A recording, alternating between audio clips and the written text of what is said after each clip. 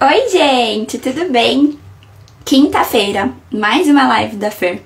E hoje a gente vai falar sobre como começar a fazer as mudanças de hábito. Bom, enquanto o pessoal vai entrando, eu vou pedindo pra vocês... Oi, gente, boa noite! Pra vocês irem deixando o like de vocês aí. O pessoal do Facebook deu errado. Vou fazer de novo pra entrar lá, só um minutinho. Enquanto a gente tenta conectar de novo com o Facebook.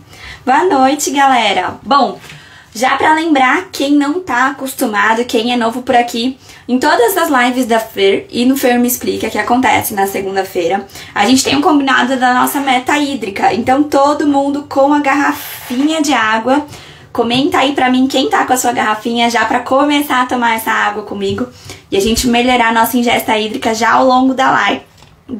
Olha, eu engasgando na própria saliva, senhor.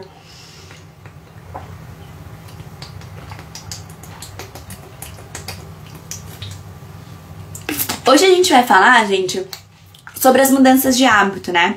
Sobre como... Meta do xixi, pois é, Adriele. A gente vai começar a falar sobre como começar a fazer as mudanças de hábito. E por que eu senti necessidade de vir falar sobre isso, né? Porque eu tenho recebido muitas mensagens de muitas seguidoras que já começaram a fazer algumas mudanças de hábito e estão meio perdidas nesse processo, né? Eu recebo outras mensagens de outras tantas pessoas que disseram que já fizeram de tudo, que já mudaram todos os hábitos e continuam com dor. E o que isso me faz refletir, né? Me faz refletir uma frase que eu sempre escutei do meu namorado e eu vou contar pra vocês. Eu falo sobre ela sempre nos meus stories também, né? A gente precisa entender que cavar bem no lugar errado é cavar mal, né? Então não adianta a gente simplesmente querer fazer várias mudanças se a gente não sabe quais são as mudanças que a gente precisa de fato, né? Então antes da gente começar a explorar um pouco isso, eu vou começar a trazer exemplos práticos de acordo com a demanda de vocês, de por onde começar. Queria pedir pra vocês deixarem o like de vocês pra ajudar a nossa live a ser distribuída pra mais gente, porque muita gente pode se beneficiar. Tem muita gente que ainda tá muito perdida por aí, achando que vai acontecer o milagre da medicação e isso não acontece, né? Então alguém comentou aqui até, ó, Adriele, mudança de hábito leva um tempo, né, Fer? Pode ser mês, exatamente. E o que acontece? Depende muito de cada organismo, né? Então tem gente, e depende das mudanças que precisam ser feitas, tem gente que vai sentir melhora logo de cara quando começar a fazer as mudanças de hábito, mas tem gente que vai demorar mais tempo. Fer, quanto tempo? Normalmente 30 dias em mudanças de hábito a gente já consegue ver resultado, tá? Na grande maioria das pessoas. Bom, enquanto o pessoal tá entrando, vamos tomando a nossa aguinha. Vai deixando aí o joinha pra quem é que tá com a ingesta hídrica ok, quem tá tomando água junto comigo. Boa! Bom, já tem uma galerinha legal, vamos começar então, gente. A primeira coisa que a gente precisa entender, oi Nara, é que a gente precisa saber o que é que a gente precisa mudar. Não adianta a gente dizer assim, olha, já tentei de tudo, já tentei... Quando a gente diz isso, quando a gente verbaliza, eu já tentei de tudo, nada deu certo pra mim, a gente aceita o fato de que a gente vai ter que viver o resto da vida desse jeito, tá? E o maior inimigo que a gente pode ter nesse momento é essa aceitação, tá? Por quê? Porque isso coloca a gente numa zona de conforto. Uma zona de conforto que não é nem um pouco confortável, né? Vamos ser muito sinceras, porque você vai continuar sentindo dor. Mas isso leva a gente a uma zona de conforto no nosso cérebro. Nosso cérebro entende que o que? Eu já fiz de tudo mesmo, não tem jeito, eu vou ter que viver com a dor pro resto da vida. E aí a gente deixa de buscar novas alternativas, a gente deixa de buscar novos caminhos. E esse é o maior erro que a gente pode cometer. Então o primeiro passo, quando a gente quer começar a entender o que tá acontecendo com o nosso corpo, quando a gente chegou no nosso limite de viver com essa dor. Por que eu tô falando isso, gente? Porque a gente precisa chegar nesse limite. Infelizmente, nós, seres humanos, somos assim. Se a gente não chega no limite, a gente empurra com a barriga. E a maior prova disso é o quê? Se você parar pra refletir, quando você começou a ter episódios de dor de cabeça, de enxaqueca, seja cefaleia tensional, seja no período menstrual, elas não eram nem tão intensas e nem tão frequentes. E aí o que você fez? você empurrou com a barriga. A grande maioria das pessoas fazem isso. Vão lá procurar por um tratamento muito lá pra frente, depois que já tá incontrolável, depois que já não sabe mais como controlar, não aguenta mais tomar remédio, os remédios não fazem mais efeito, os analgésicos de farmácia, aí sim a gente resolve procurar ajuda, tá? Então, infelizmente, a gente tem esse hábito de esperar a água bater na bunda mesmo, quando bate o desespero, pra aí sim a gente buscar uma nova solução. O problema é que quando a gente já tentou várias estratégias, a gente tende a dizer que a gente já tentou de tudo. E eu posso dizer por que a gente diz isso e tá errado, tá? Porque se a gente for parar pra analisar, pensando em tratamentos da enxaqueca, é muito recente essa linha que fala de mudanças de hábito, tá? Quando eu comecei aqui no Instagram com vocês, não existia ninguém que falasse só de mudanças de hábito, tá? As pessoas falavam só de remédio ou alimentação, e só, tá? Agora a gente tá entendendo a importância da mudança de hábito, por quê? Porque tanta gente começou a fazer as mudanças e começou a sentir um impacto positivo. O problema é a gente começar a fazer essas mudanças. Então, o primeiro passo pra gente conseguir ter sucesso nessas mudanças é a gente parar com essa frase, né, com essa ideia na nossa cabeça de eu já tentei de tudo. Não tem como você ter tentado de tudo. As possibilidades para tratamento, elas não se esgotam, tá? As possibilidades medicamentosas, sim. Agora, de mudanças de hábito, não. A gente pode variar, a gente pode mudar diversas formas de acordo com a sua rotina, de acordo com a sua dor, quantas vezes forem necessárias até a gente achar o encaixe perfeito, o equilíbrio. Tá? Então, assim, o primeiro passo é esse. Vamos tirar da nossa cabeça, vamos tirar do nosso vocabulário essa frase. Eu já fiz de tudo. Não, sempre dá pra gente tentar algo diferente, tá? Só que tentar algo diferente não é tentar qualquer coisa. Não é sair por aí tentando qualquer coisa que você viu ou ouviu por aí. Por quê? Porque ainda, infelizmente, a enxaqueca é uma doença que tem muitos mitos em volta dela.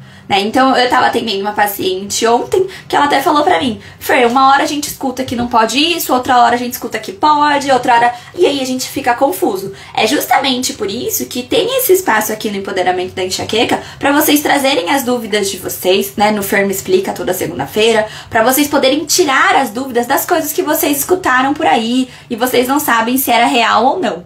Tá? Porque a gente precisa entender que a gente tem caminhos que a gente precisa seguir, mas que a gente tem que seguir o caminho certo. Fer, mas como que eu vou saber qual é a mudança que eu preciso fazer? A primeira coisa é a autoobservação. E o que vai te ajudar nessa autoobservação? É o diário da enxaqueca. Então você precisa se conhecer. Comenta aí pra mim, sim, quem já fez o diário da enxaqueca. Vamos lá! Tem mais de 50 pessoas que já estão aqui e conta pra mim quem é que já fez o diário da enxaqueca. Esse é um caminho inicial pra gente promover esse autoconhecimento, essa autoobservação, pra a partir daí entender o que tá em desequilíbrio. Quem já fez o diário da enxaqueca? Comenta sim aí pra mim. Vamos ver quem dessa galera que tá aqui já fez. Ó, tem gente dizendo que não. Ah, tem gente que já mudou o travesseiro e gostou.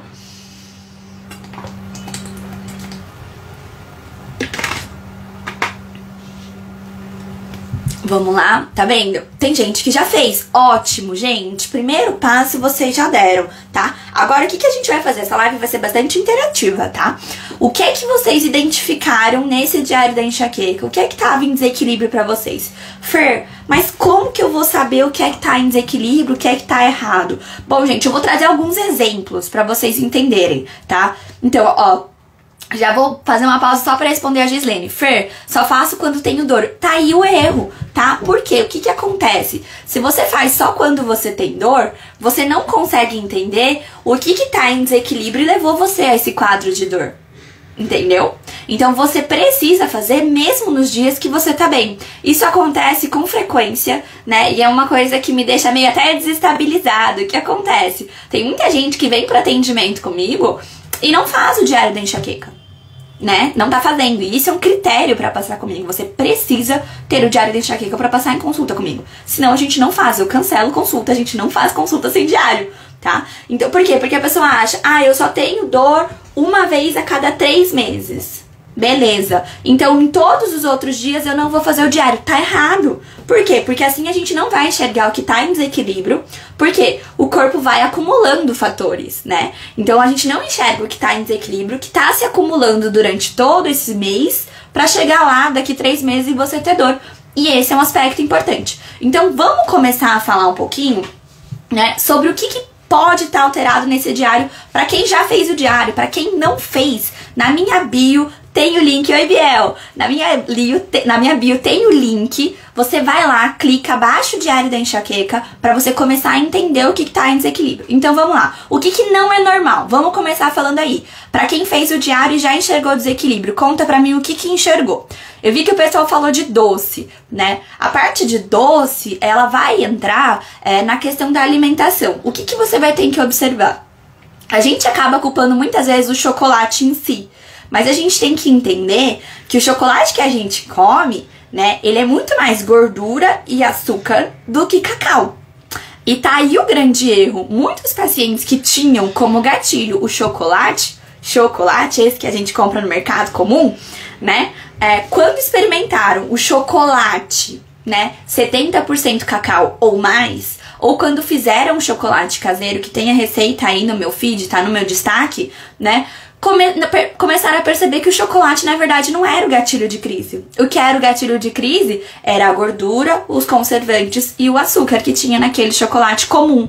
Agora, o chocolate 70% cacau ou mais, ou o chocolate caseiro, não tinham. Eu vou ser muito sincera, eu não tive até hoje relato de uma única seguidora minha. A gente batemos 20 mil seguidores! Eu ia comemorar isso com vocês, esqueci. Enfim, não tenho nenhum relato dessas 20 mil seguidoras que a gente tem de alguém que tenha comido aquele chocolate caseiro que eu ensinei a fazer, tá nos destaques, e tenha ficado com dor por conta do chocolate. Então é isso que a gente tem que entender, tá? Que muitas vezes a gente culpa um alimento, mas a gente não tá olhando pro rótulo pra ver o que é que tem por trás daquele alimento. Isso acontece muitas vezes com queijo, tá? Por quê? Porque muitas vezes é um queijo que tem um monte de outros componentes, tá? Então, eu tenho uma lista só uma lista mais ou menos, assim, pra vocês terem uma ideia de alguns queijos, tá no meu feed também, no meu destaque, tá? Por quê? Porque a gente precisa entender que muitas vezes exatamente, sim, os industrializados, é isso, tá? Quando a gente come um queijo de qualidade, muitos pacientes que achavam que não podiam comer queijo porque tinham crise de enxaqueca, depois do tratamento descobrem que na verdade não podiam comer queijo de má qualidade, né? Que tem um monte de conservante, um monte de aditivos. Mas aquele queijo que tem 4 ingredientes é tranquilo. Então isso vai depender de cada organismo. Mas a gente acaba ficando com muito medo de experimentar esses alimentos, né? Por conta da dor. Mas o primeiro passo que você precisa é começar a entender se esses alimentos são de fato ou não gatilhos para você. E como que a gente vai entender isso? Na parte da alimentação do diário da enxaqueca. Tá? Então, vamos lá. O pessoal falou do sono, falou do estresse, vamos repassando então. Vamos lá, vou voltando aqui pra gente ir repassando por onde começar, de acordo com o que vocês já observaram. A Dê tá falando do caldo de osso. Sim, eu tenho a receita, tá no meu Reels. Eu fiz no Reels a receita do caldo de osso de frango. Vamos lá. E a Gabi conseguiu comprar o queijo da canastra, é uma maravilha esse queijo, né? Ali, ó. A Adriele comentando, margarina, trigo, muita coisa que eu amava, anotei no diário e percebi que dava dor. Exatamente, esse é o primeiro passo. O café, isso, o café pode ser um potente excitador pro nosso cérebro. Então, o que acontece? Eu tive recentemente o meu primeiro caso de paciente que precisava do café de fato, tá? Ela já tinha tirado o café antes de vir passar comigo e tava com crises diárias há bastante tempo, com episódios de dor, né? Não era uma crise, mas episódios de dor. E quando ela retornou com um copinho de café, ela ficou melhor. Mas eu deixei muito claro pra ela que ela é uma exceção.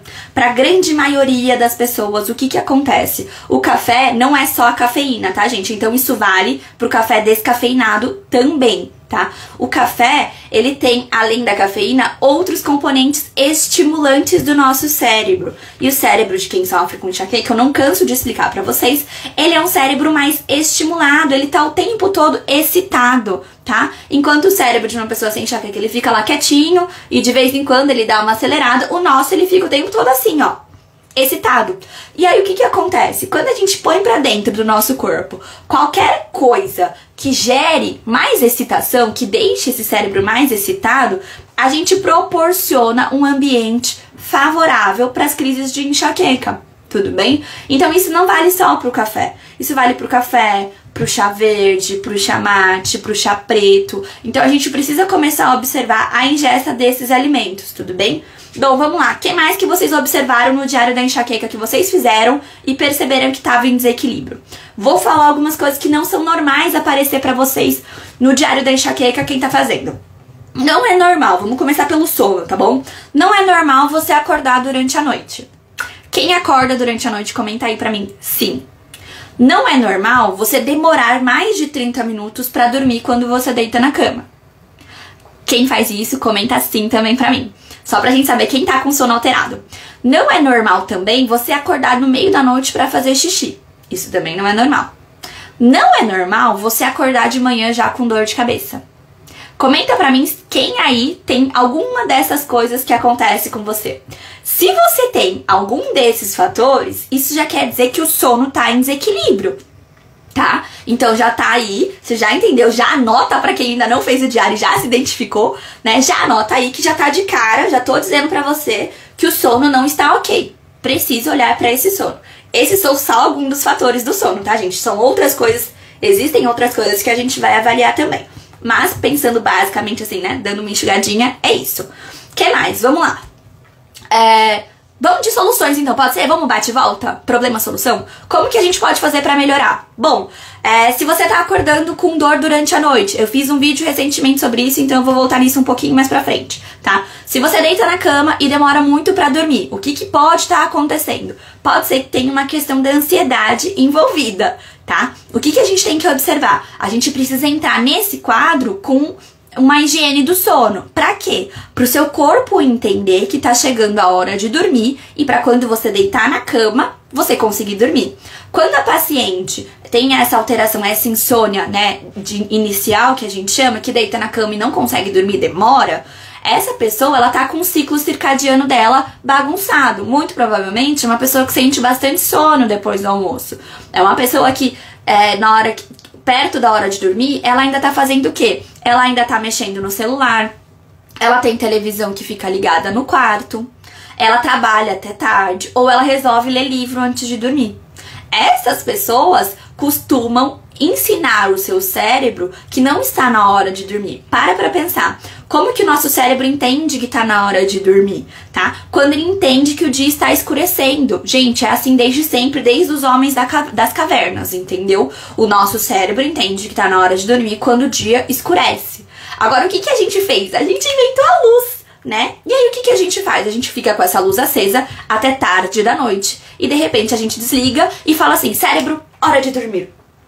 Gente, não é assim, tá? Então, normalmente essas pessoas que têm dificuldade pra pegar no sono são pessoas que não olham pro céu durante a noite, então o cérebro não entende que está de noite. São pessoas que ficam mexendo no celular até tarde. São pessoas que têm televisão no quarto, porque aí vai deixando a televisão ligada, aquele estímulo luminoso ainda confunde o seu cérebro. Ou são pessoas que trabalham até muito tarde. Isso acontece e vai favorecer com que você, na hora que deite na cama, o seu cérebro não entenda que está na hora de dormir.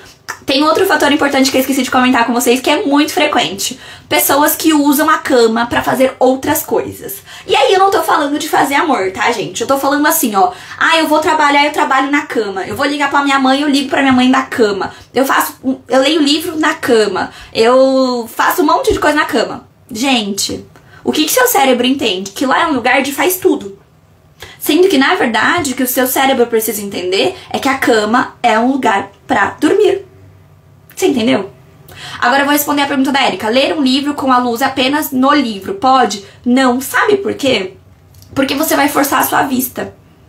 E aí, as alterações de vista, não que ela vá levar você a enxaqueca, tá? Mas problemas de vista podem levar a episódios de cefaleia, que não é enxaqueca, vamos deixar claro, tá? E eu não recomendo a leitura de livro, por quê? Porque você vai continuar estimulando o seu cérebro enquanto você tá fazendo a leitura, certo? E aí, de repente, você vai falar, e aí, vamos dormir? Vamos desligar? Gente, não vai funcionar. tá? Então, assim, essas são algumas das situações que costumam acontecer, tá? E o que a gente pode fazer, então? A higiene do sono. Fer, exemplo. Gente, já passou metade da live quase. Exemplo, o que a gente pode fazer?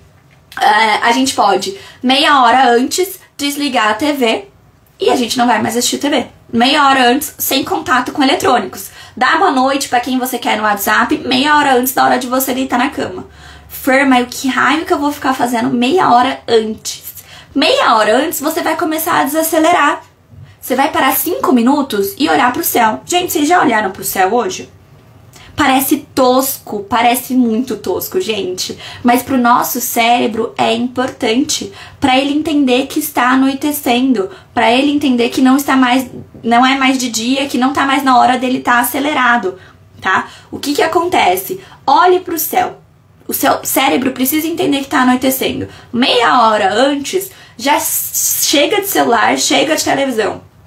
Vai tomar um banho quente, com luz baixa. Isso vai ajudar seu cérebro a entender que tá chegando a hora de dormir, né? Faça exercícios ali, tá estrelado. Pois é, olha que delícia, gente. Faça exercícios respiratórios, tá? Então prepare o seu... É isso mesmo, se ambientalizar pra dormir, é isso mesmo, né? Se prepare pra dormir, tudo bem? Bom, vamos lá. Essas são algumas dicas pensando no sono. O que mais que a gente tinha falado?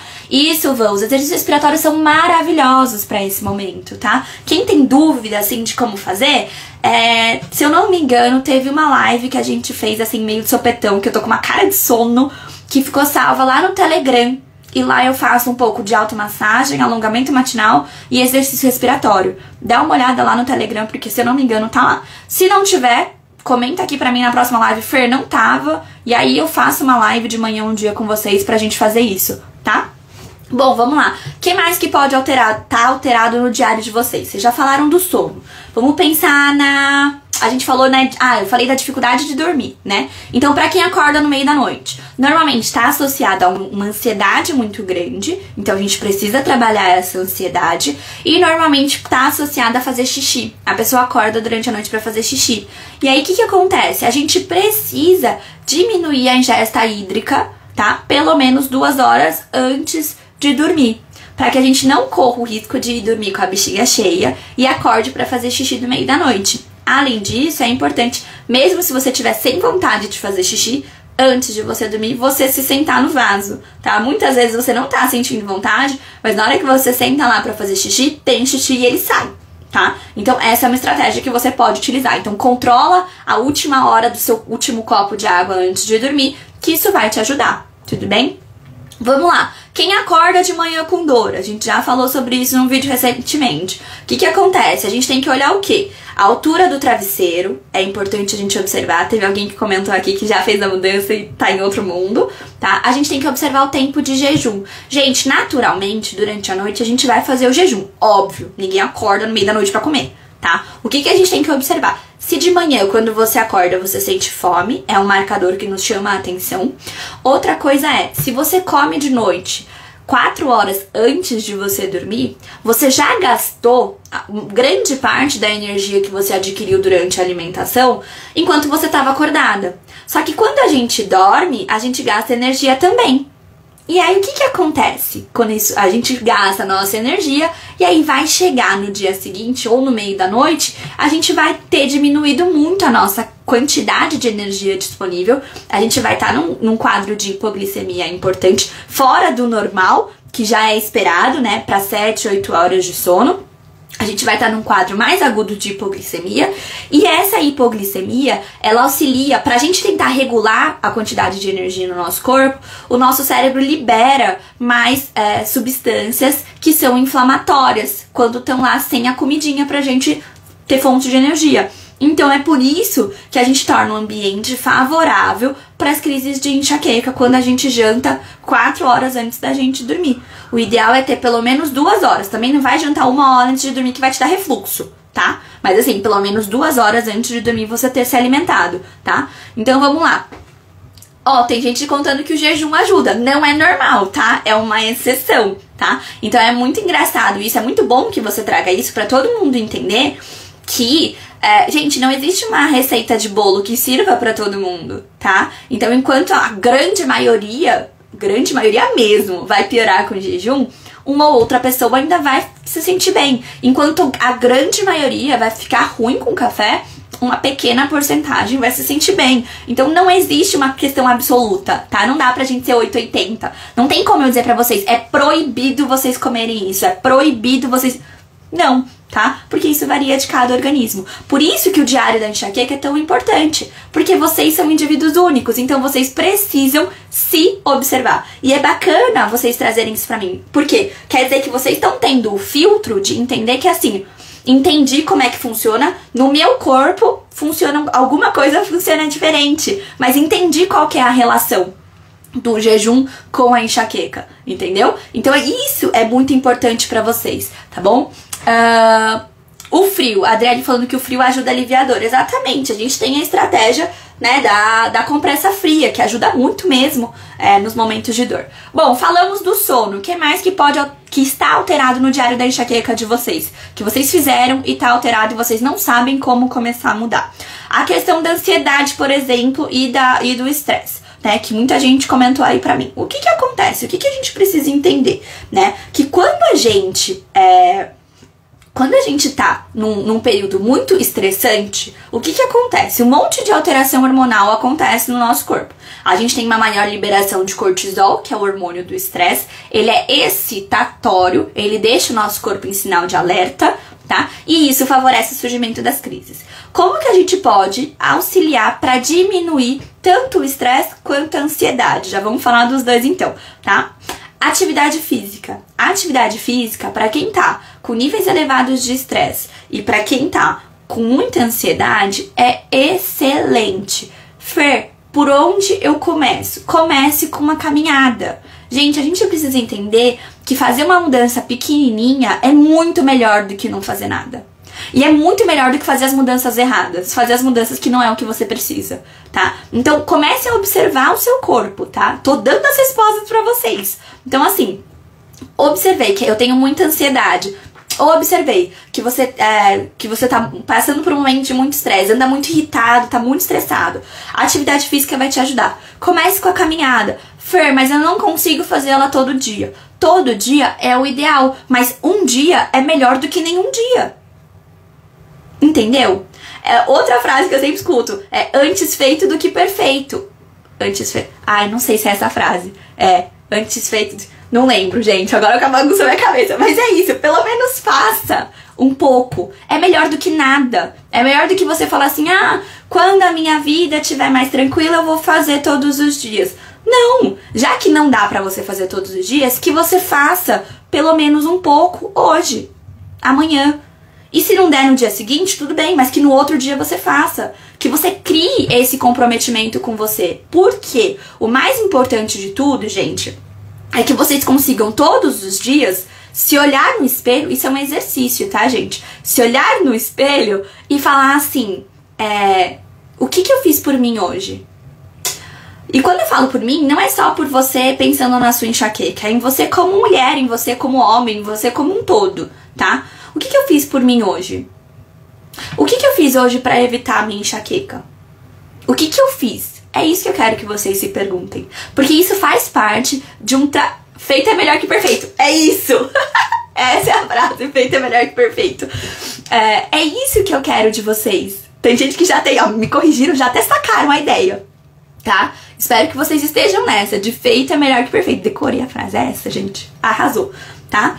Por quê? Porque senão a gente fica num looping vicioso. A gente fica, quando eu tiver tempo eu vou fazer. Que nem o que eu mais escuto das pessoas, quando eu posto uma receita, quando eu falo de alimentação, a pessoa fala assim pra mim, se eu tivesse dinheiro, pobre com enxaqueca é outra coisa. Mas, gente, é isso que a gente precisa entender, é que assim, não é mais caro comer saudável. Na verdade, é mais barato, tá? Se você vai na feira fazer a compra da sua semana, sai muito mais barato que você ir no mercado comprar um monte de industrializado, tá? E quanto mais colorido, até postei foto outro dia, né? Perguntei o que vocês compravam na feira. É muito importante vocês se organizar, porque quando você não organiza a sua alimentação, o que acontece? Você come besteira. Você foge da alimentação saudável. Você vai porque é mais rápido, mais prático, instantâneo. E esse é um grande erro. tá? Então vamos lá. A gente tava falando o quê? Do estresse e da ansiedade. A gente começou falando da atividade física. Outra prática que ajuda muito. Ali, deixa eu ler esse relato, ó. A Mirella contando, a atividade física me ajudou muito. Comecei fazendo 3 dias por semana. Hoje faço 5 dias. Ah, como tem me ajudado.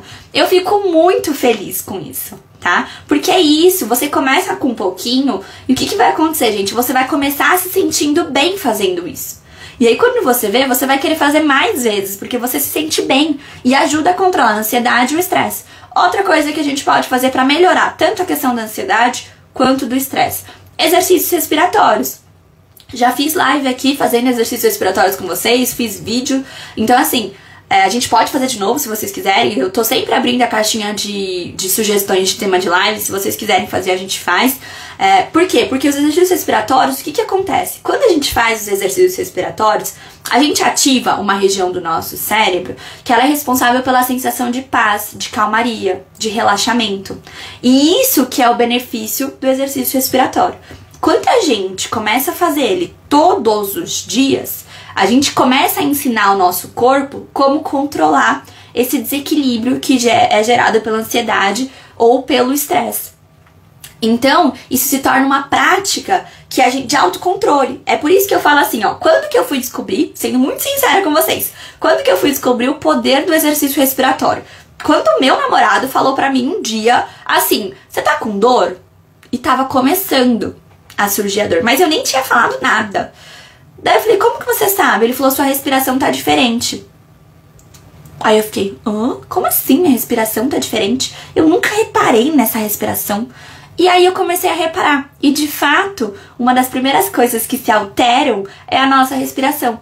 E aí eu comecei a fazer os exercícios respiratórios. Fazendo eles, principalmente nos dias que eu estava me sentindo melhor, me ajudavam para nos dias em que o estresse estava maior, nos dias que a ansiedade batia, nos dias em que a crise chegava, me fazia conseguir lidar melhor com ela. Por quê? Porque eu não tinha aquela sensação de desespero. Porque a gente consegue controlar essa sensação de desespero através dos exercícios respiratórios. Então, essas são 2 estratégias muito bacanas que a gente pode utilizar. Pensando na ansiedade, tem uma outra estratégia que a gente pode utilizar, que é a lista de ansiedade. Pra que a gente faz a lista de ansiedade, gente? Porque muitas vezes é assim, ó. Você é ansioso? Sou. O que te deixa ansioso? Tudo. É assim que a gente responde. Você é estressada? Sou. O que te deixa estressada? Tudo. Mas não é tudo, gente. A gente tem essa mania de querer generalizar. Mas a gente precisa começar a parar pra se observar. O que é que de fato te deixa ansiosa? Quando eu fui fazer essa lista de ansiedade, porque eu tava tendo crises horríveis de ansiedade, eu descobri o quê? Que a minha ansiedade vinha toda vez que eu marcava horário. Toda vez que eu marcava horário pra fazer alguma coisa, eu não dormia no dia anterior. Eu passava a noite inteira acordado. Assim, se eu sabia que eu tinha que trabalhar às 7 da manhã, eu ficava acordada a madrugada inteira pra chegar às 7 horas e tá pronta pra ir trabalhar. Então eu fui entendendo que eu precisava começar a trabalhar essa questão de horário dentro da minha cabeça. Por que aquilo tava me deixando tão ansiosa? Por que quando eu saía de casa eu tinha crise de ansiedade? Aí eu me perguntava, no diário, né, anotando, o que é que me faz ter medo de sair de casa? Me deixa ansiosa porque eu tenho medo que alguma coisa aconteça comigo, eu tenho medo de não voltar pra casa, eu tenho medo de passar mal na rua, eu tenho medo de ter uma crise. Eu comecei a me analisar. E é isso que a lista de ansiedade ajuda a gente. Porque é nesse momento que você vai se perguntar assim, isso aconteceu comigo, gente. Eu tenho medo de acontecer alguma coisa comigo na rua. Aí eu perguntava, o que eu tenho medo de que aconteça comigo? Eu não sabia. Aí eu comecei a falar, não, mas então, se eu não faço nem ideia do que é que pode me acontecer, que eu tô com tanto medo, não faz sentido eu me sentir dessa forma. Por que é que eu estou me sentindo dessa forma? Bom, vamos pensar na possibilidade. Eu já fui assaltada? Eu nunca fui assaltada. Qual que é a chance de hoje eu ser assaltada, se eu nunca fui assaltada? Aí eu parava pra pensar. É bem pequena. E aí isso começava a me relaxar. Então foi assim que eu fui começando a trabalhar, porque eu cheguei nesse nível hard de ansiedade mesmo. Foi assim que eu comecei a trabalhar essa questão da ansiedade, através da lista de ansiedade. Então eu colocava o que é que me deixa ansiosa Eu tive síndrome do pânico, crise de ansiedade, eu tive os dois. O que me fazia me sentir dessa forma? E aí eu anotava. E depois, lógico que não no momento de ansiedade, tá, gente? Depois eu olhava para aquela anotação e falava assim, por que eu me senti assim? E aí eu parava pra pensar, isso faz sentido ou não faz? Porque a ansiedade é quando a gente trabalha a possibilidade de algo bom e algo ruim acontecer. E a gente fica nesse algo ruim, né? Na chance desse algo ruim acontecer. Quando a gente começa a observar que a chance desse algo errado acontecer é muito menor do que a chance daquele algo certo acontecer, a gente começa a conseguir lidar melhor com essa questão da ansiedade. Tudo bem?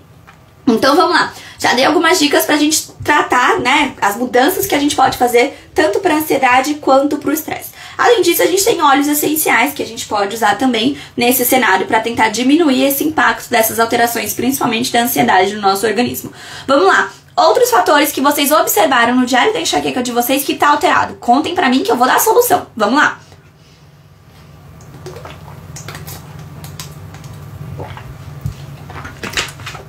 Vamos lá. Que outras alterações vocês... Como é que tá a ingesta hídrica de vocês? Ó. A água já foi mais da metade. E a de vocês? E a nossa live também já foi mais da metade. Então comenta aí pra mim, o que mais que tá alterado no diário de vocês? Vamos lá, vamos dar soluções pra essas alterações. Pra quem não sabia como começar a fazer as mudanças, eu tô dando as respostas pra vocês, hein? Vamos lá, não tem mais desculpa. O que mais que tá alterado? Deixa eu ver que alguém mandou alguma pergunta aqui. Eu já respondi que é sobre caldo de osso, que eu falei que tem vídeo. Vamos lá. Ninguém mais fez diário da enxaqueca? Conta pra mim o que é que tá alterado no diário da enxaqueca de vocês, o que é que tá em desequilíbrio, que eu vou dizer pra vocês como começar a melhorar isso aí. Vamos lá, gente. O que é que tá alterado no diário da enxaqueca de vocês? A gente já falou da alimentação, bem basiquinha, né? Porque alimentação sem fim, né? A gente já falou a questão hormonal, a Cíntia falando, quando eu fico perto de menstruar, o que que acontece, Cíntia? A primeira coisa que a gente tem que observar nesse cenário, quando a gente fala em enxaqueca menstrual, né, é quando a gente tem que entender primeiro, são duas coisas diferentes. Você usa métodos contraceptivos hormonais? Se você usa anticoncepcional, é aquela coisa, né, que a gente já comentou na live. Na verdade, você não menstrua, você só sangra, né? É um sangramento químico, né? Se você usa combinado progesterona e estrogênio, você tem um sangramento químico. Você faz uma pausa e aí quando você faz essa pausa, sangra, tá? Não é menstruação. Por quê? Porque o anticoncepcional hormonal, ele não deixa a gente ovular. E quando a gente não ovula, a gente não menstrua. A gente sangra. Agora sim, ela disse que não. Se você não usa e você tá sofrendo muito com a enxaqueca no período menstrual, é até mais fácil da gente tratar, tá? Por quê? Porque a gente pode fazer diversas alterações. A gente primeiro tem que entender o que tá em desequilíbrio, tá? Além do hormônio. Porque se fosse só o hormônio, você não ia ter uma crise forte. Você podia até ter um episódio de dor, se sentir mal perto do período menstrual, mas você não ia ter uma forte crise de enxaqueca. Se você tá tendo uma forte crise de enxaqueca no período menstrual, quer dizer que, além dos hormônios, você tem outros fatores em desequilíbrio. Então você tem que olhar melhor pro seu sono, você tem que olhar melhor pra sua digestão, você tem que olhar melhor por que você tá comendo, você tem que olhar melhor pra sua ansiedade, você tem que olhar melhor pra sua hidratação, tem que olhar melhor pra atividade física que você tá praticando ou não, tá? Porque se algum deles estiver em equilíbrio, aí sim, quando se soma as alterações hormonais, vem uma forte crise de enxaqueca menstrual. De uma forma geral, uma grande maioria das minhas pacientes que sofriam mais com enxaqueca no período menstrual, com as mudanças de hábito, conseguiram melhorar. Além disso, a gente tem, né, algumas sugestões que a gente pode fazer para ajudar a melhorar a nossa relação com os nossos hormônios. Eu falei sobre isso na live sobre métodos contraceptivos, tá? Eu falo um pouco sobre a alimentação para cada fase do ciclo. Ela ajuda a gente a regular os hormônios. E isso, ela vai ajudar quem não usa o anticoncepcional. Aí acaba sendo muito mais fácil da gente tratar essa enxaqueca. Agora, erroneamente, muitas pessoas indicam o uso de anticoncepcional para tentar controlar as crises de enxaqueca menstrual. Esse é um grande erro, gente. Não faz sentido nenhum. Se você sofre com enxaqueca por causa de hormônio, você colocar hormônio para dentro do seu corpo. Qual é a lógica disso? Diz pra mim. Uma grande maioria das mulheres que usavam e pararam sentiram melhora, tá? E uma pequena parte das mulheres sentiram melhor utilizando o anticoncepcional. Mas isso é muito pequeno. Eu tô contando pra vocês só porque não dá pra eu falar que ninguém melhora, tá? Existe sim uma pequena parte das mulheres que ficam bem. Agora, a grande maioria piora com o uso do anticoncepcional. Não faz sentido, se você sofre com enxaqueca por flutuações hormonais, por alterações nos hormônios, você colocar mais hormônio pra dentro do teu corpo. Não faz sentido. Tá? E aí sim, existem alimentos, principalmente algumas sementes, que alguém até perguntou pra mim sobre grãos e sementes, enfim. Existem sim algumas sementes que podem ajudar a regular os hormônios. Então, dependendo da fase do ciclo menstrual, algumas sementes, alguns chás, alguns alimentos são mais indicados para tentar controlar essas alterações hormonais, tá? Porque muitas mulheres sofrem do que a gente chama de predominância estrogênica. Mas isso é tema para uma outra live. A gente pode fazer uma live semana que vem sobre predominância estrogênica para explicar isso melhor para vocês, porque é muito grande esse tema, tá? Então, vamos lá. O que mais? O que mais que pode estar alterado? Então, a gente falou da questão menstrual. Então, assim, se você não usa o anticoncepcional, a gente pode entrar pra você com uma alimentação pra cada fase do ciclo, tá? Lembrando que isso não é uma dieta. Dieta, quem prescreve é só nutricionista. Dieta vem com a quantidade que você tem que consumir por dia, tudo isso certinho. A alimentação pra cada fase do sono não é uma dieta, não vem dizendo, olha, você tem que comer isso no café da manhã, você tem que comer tanta quantidade disso, daquilo, enfim, tá? Mas a alimentação para cada fase do ciclo costuma ajudar bastante as mulheres que sofrem com enxaqueca menstrual e não utilizam método contraceptivo hormonal. Por quê? Porque ela tem um marcador, que é a ovulação. Quem usa anticoncepcional dificilmente reconhece a sua ovulação, né? Agora, quem não usa consegue observar bem claramente quando ovula, e a ovulação é um marcador para cada uma das fases dessa alimentação pro ciclo menstrual. Vamos lá, o que mais? O pessoal perguntando de melatonina, né, gente? Já falando um pouco do sono. Quando a gente fala em sono, a gente tá muito acostumada a ver as pessoas falando de suplementar melatonina. A gente precisa entender que a melatonina, ela é produzida pelo nosso corpo, tá? E ela só é produzida quando? Ela só é produzida na escuridão total. Mas, para isso, o seu cérebro tem que ter vivenciado o dia, ou seja, a claridade, e ele tem que vivenciar a escuridão total. Ou seja, se você dorme com a televisão ligada, você não está produzindo melatonina. A melatonina, ela ajuda o quê? Ela ajuda a gente a manter uma estabilidade no nosso sono. Então, assim, se você sofre com enxaqueca, e se você sofre com insônia, e você acorda durante a noite, a melatonina pode ajudar. Mas eu vou explicar pra vocês por que eu não costumo indicar. Só em alguns casos, tá? Agora sim, se você tem dificuldade para pegar no sono, a melatonina vai te ajudar? Não. Por que a melatonina não vai te ajudar? Porque ela não induz o sono, ela mantém o sono. Você entendeu? Então, se você tá com dificuldade para pegar no sono, a melatonina não vai te ajudar, porque ela não vai te dar sono.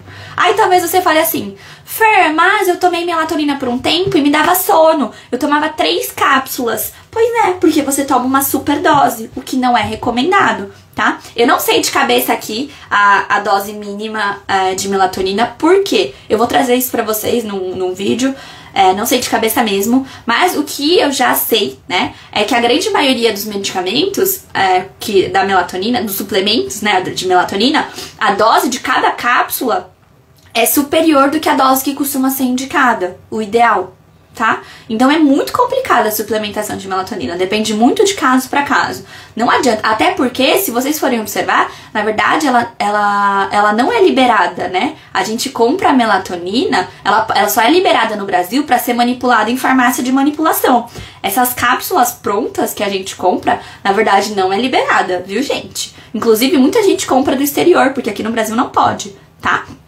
Só manipulada, justamente por quê? Para ter uma dosagem bem pequena. Então, quando essa melatonina acaba induzindo sono, é porque você tá tomando uma dose muito grande, tá? E não é esse o papel dela. Ela trabalha na manutenção, não na indução do sono. São coisas diferentes, tudo bem? Vamos lá. A Rafa perguntando sobre a relação da SOP com enxaqueca, né? SOP, pra quem não sabe, é a síndrome do ovário policístico. Ela vem de uma inflamação, tá? A SOP é uma inflamação. E quando a gente fala de enxaqueca, qualquer processo inflamatório no nosso organismo favorece o surgimento das crises de enxaqueca. Pode potencializar a intensidade e a frequência dessa crise. É por isso que, embora elas não estejam ligadas por causas, né? A causa de uma e da outra não esteja ligada, como as duas são fenômenos inflamatórios, uma pode potencializar o surgimento da outra, tá bom? Uma não. A SOP pode potencializar, tá? A intensidade e a frequência da sua enxaqueca. Tudo bem? E aí, gente, quem mais que tá alterado? Virou Fer Me Explica, agora vocês estão mandando só dúvida. Quem mais que tá alterado no diário de vocês? Vocês já aprenderam, então? Já deu pra tirar as dúvidas de por onde começar? Ninguém mais tá com dúvida do que começar a fazer de mudança? Vamos lá. Vamos falar disso. As dúvidas, essas outras dúvidas que vocês estão mandando, vocês mandam domingo no Fer Me Explica. Sábado vai ter caixinha de pergunta, domingo tem post pra vocês deixarem as perguntas mais complexas.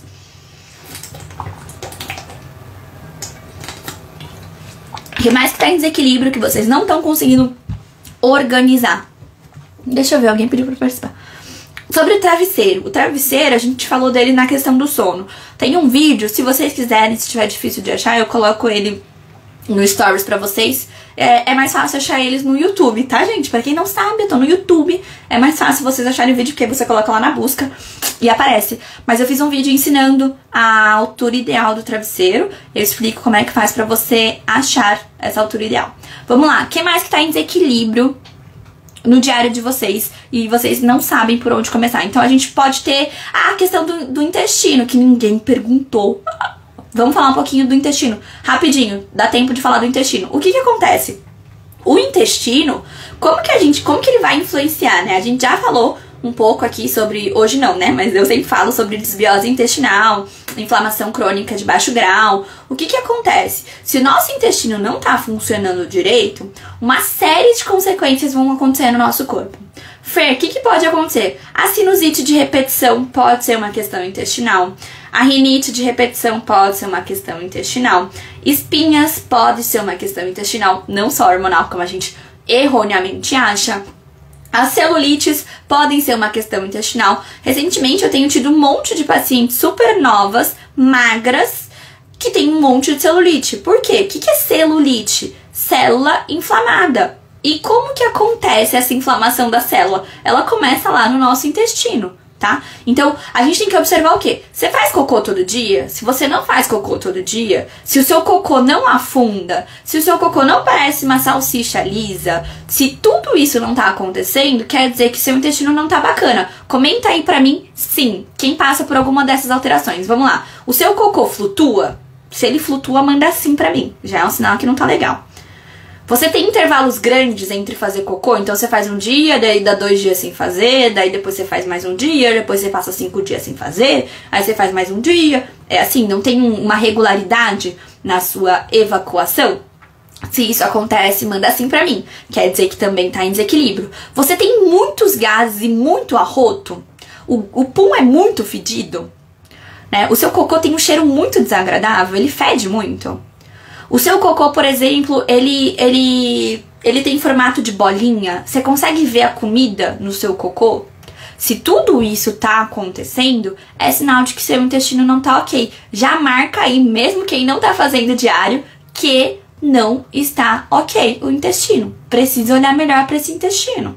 Soluções. O que a gente precisa fazer? Primeiro a gente precisa fazer, né, que só isso aí quem consegue só minhas pacientes, né? Mas a gente tem, o que eu faço? Eu aplico um questionário de inflamação, né, nessas pacientes, para elas observarem, pra gente observar, né, o grau de inflamação que essa paciente tem, tá? Se ela tem uma inflamação, a gente precisa começar a tratar. Uma boa estratégia pra gente começar a tratar a inflamação é tirando alimentos pró-inflamatórios e colocando alimentos anti-inflamatórios na nossa rotina, né? De uma forma geral, o que a gente considera pró-inflamatório, tá, gente? Vou fazer bem basiquinho, porque vocês perguntaram sobre isso, tá?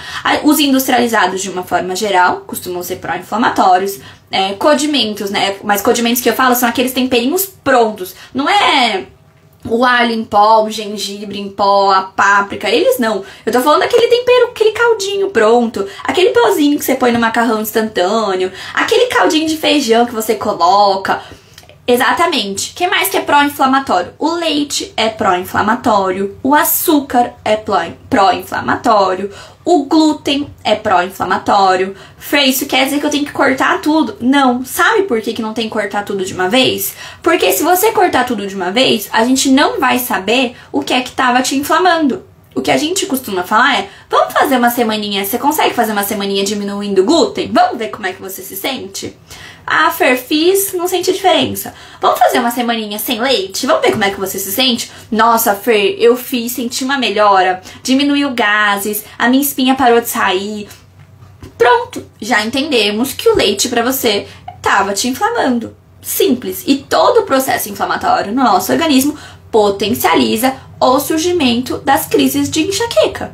Tudo bem? É isso que a gente precisa deixar claro. Então a gente matou aqui. Gente, tá acabando nossa live. Então a gente falou um pouquinho, né? Pra quem tem alterações do diário da enxaqueca, né? Tem alterações na parte intestinal, a gente já deu algumas soluções. Evitar os alimentos pró-inflamatórios e entrar com os anti-inflamatórios. O que mais que é anti-inflamatório? Alguém até perguntou pra mim aqui, né? Perguntaram da água de coco com gengibre, que vocês perguntam toda a live. Gente, ele é um excelente antioxidante e anti-inflamatório. Vamos repetir. Serve pra todo mundo? Não.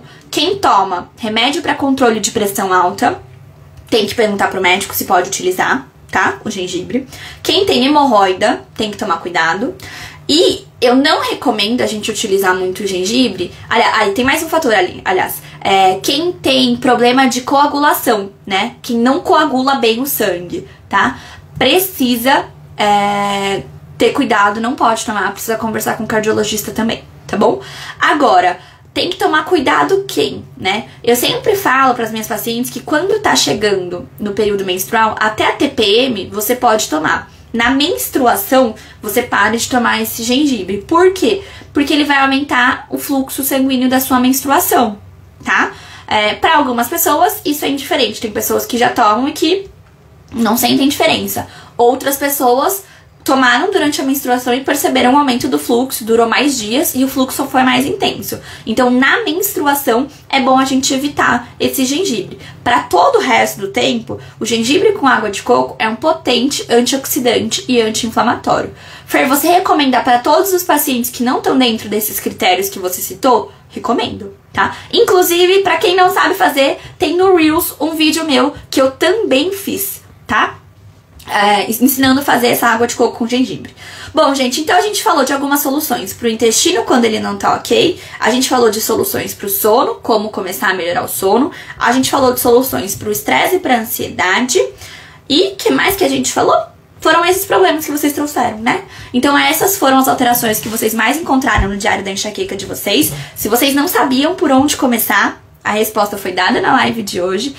Pra quem chegou no final, pra quem perdeu o começo, não tem problema, eu vou deixar a live salva. Se o Instagram não me trollar de novo, né? Porque na outra semana ele me trollou. Aliás, essa semana, mas enfim.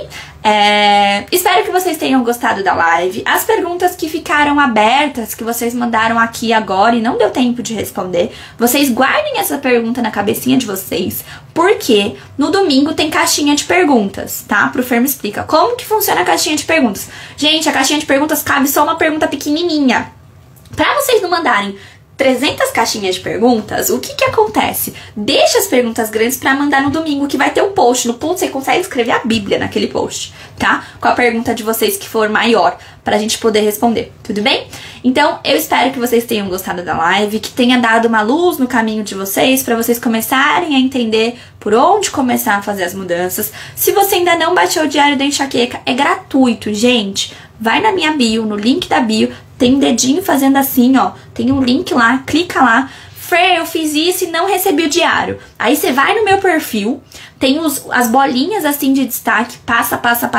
Tem uma bolinha escrito Diário da Enxaqueca. Lá eu gravei e mostrei como é que faz pra receber o diário. Se você tiver com alguma dificuldade, vai nesse destaque pra você entender, tá bom? Gente, um beijo muito grande. Espero as perguntas de vocês no sábado e no domingo pro Fer me explica, que vai acontecer segunda-feira às 8h04. Até lá! Tchau!